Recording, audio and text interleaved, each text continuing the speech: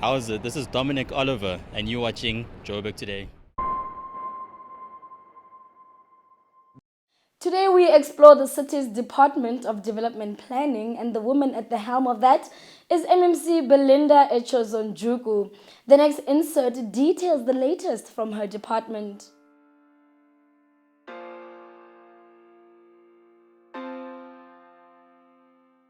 The Department of Development Planning's overview highlights the importance of erecting a city with an urban form that is efficient, sustainable, and accessible. A city with a quality urban environment, providing for integrated and sustainable settlements and well-designed urban spaces. We visited one such urban space, and it lies in the heart of Jeppestown. Previously known as Bertha Solomon Recreational Center, Oval Park is said to be a much-needed facility for the local community and surrounds. We caught up with MMC Belinda Echozonjuku for more. This park is very significant because it's actually in a heritage area, so it's really exciting for us, because you know how some of the heritage areas are becoming dilapidated. So it's very exciting that now we can actually get this, this oval up and running, and people can actually use the space and not only look at it as something that was, but something that can be used by residents within that area. The beneficiaries would be Jeppestown, Doornfontein, and the surrounding people will live in those in the vicinity. So they finally have something where they can also go to gym, where they can play different sports, because there's a few sports facilities that you could actually play, and you know that area don't really have those kind of facilities within the city. The park boasts with an outdoor gym, soccer fields, playgrounds,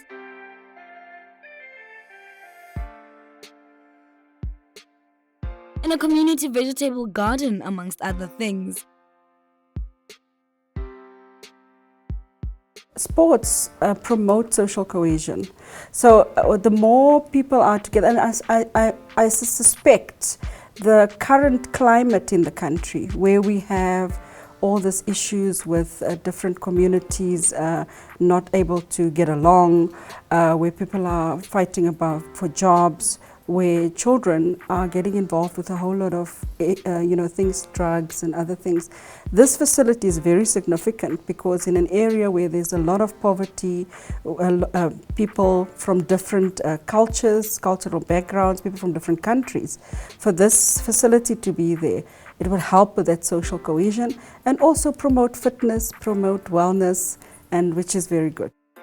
The city says the Johannesburg Development Agency is implementing this project as part of the Eastern Gateway Precinct Master Plan, and as a way of easing the strain on limited open spaces and parks as a result of the increase in the population in the city. So when can we expect it to be operational?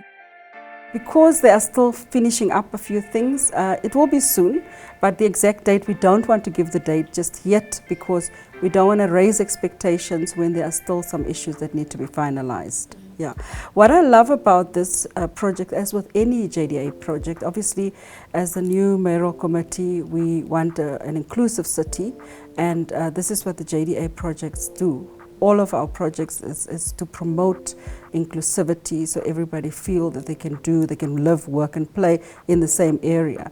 What's significant about this project as well is the fact that they had quite a number of SMMEs that benefited, which obviously with the SMMEs benefiting, it promotes job creation.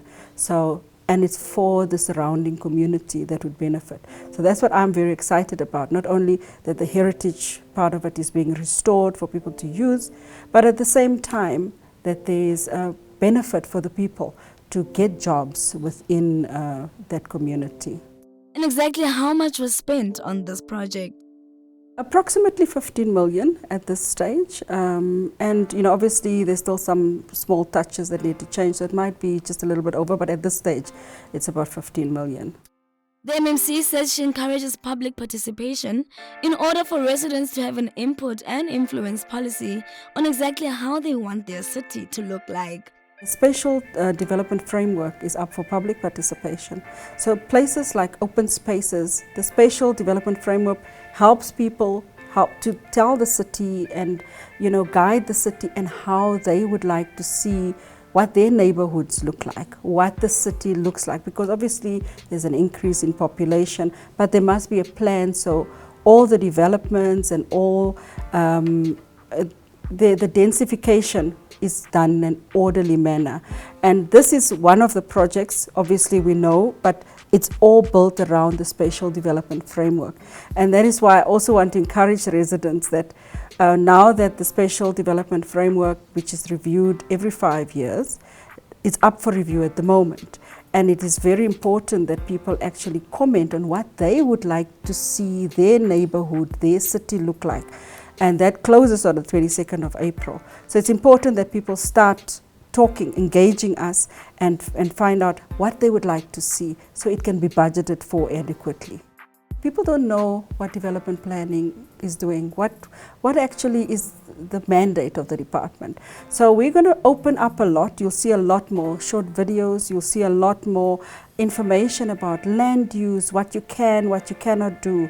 Why is it important for residents to comment when we say something is up for public participation? Because we don't want a situation where people say they were not consulted. So the Spatial Development Framework is just one of those public participation that's happening at the moment. Very soon we will also be talking about the outdoor advertising bylaw that is also have been reviewed. It's gone through council, but now it's up for public participation. You want to see what your city will look like, and it's very important that you participate in that because we are an inclusive city. We want to create a safe and secure city for everyone, and we want to make sure that people feel that we care. It's a caring city, and you can't say you care if you're not consulting somebody. And that is what this department is all about, as we look at what the city would look like for the future, but we want you to come in and tell us what would you like to see. So that's basically what we're busy with at the moment and what you're going to see on the media quite a bit. This is how you, as a resident, can have a say. One of them is obviously social media, but short videos will be going out soon with the contact details. The person that is dealing with this Spatial Development Framework in particular is Dylan Weekly, and we'll be sharing those details as well.